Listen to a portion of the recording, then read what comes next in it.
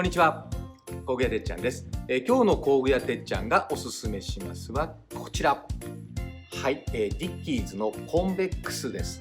はい、デザインがね、可愛いですよね。はい、落下防止のクリップ付きでですね、本格仕様になっております。発売以来ですね、お店でも人気の商品なんですけども、今日はですね、ポイントを3つにまとめましたんで、紹介していきたいと思います。まず1つ目のポイントですね。はい、こちら。テープの色がですね、黄色ということです。はい、後ろは白色、両面、印刷してありますけれども、後ろが白色で、表面が黄色ということになってます。で、黄色がですね、とてもですね、字が読みやすいということで、非常にですね、喜ばれております。もちろんですね、JISマーク入りです。見えますか？ね。はい。テープがですね、いろいろとあると思います。非常にこれ、厚くなってますんでね、長く伸ばしても折れないというのもね、特徴なんですけれども、そして2つ目の特徴ですね。はい。自動ロックになってます。自動ロック。ね。はい。ボタンを押さなくてもロックになってます。で、解除のボタンはここ。それと、ここ。ね。ここに、2箇所。解除のボタンがあります。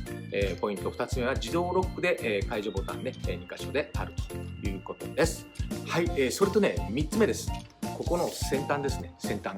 はい、ここって結構曲がりやすいですよね。安いやつ、ここがね、薄くてね、曲がりやすいんですけども、ディッキーズのは丈夫になってます。厚めになって丈夫になっているのと、じゃん、マグネット付きなんですね。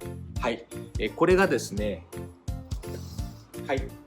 こんな感じで、ね向こう側に人がいないとき、ね相手がスチールでしたらこのようにですね、はい、マグネットでくっつきますので、向こう側にね、人がいなくても大丈夫と。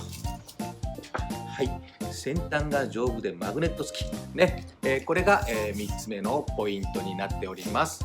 はい、簡単にですね3つにまとめましたけれども、非常にですねデザインも可愛いし、ね、なかなか他では売っていない、ディッキーズのコンベックスになっております。初めてコンベックスを買う方も、買い替えの方も、よかったらぜひですね、こちらのディッキーズのコンベックス使ってみていただきたいなと思います。ということで今日の工具屋てっちゃんがおすすめしますはディッキーズのコンベックスでした。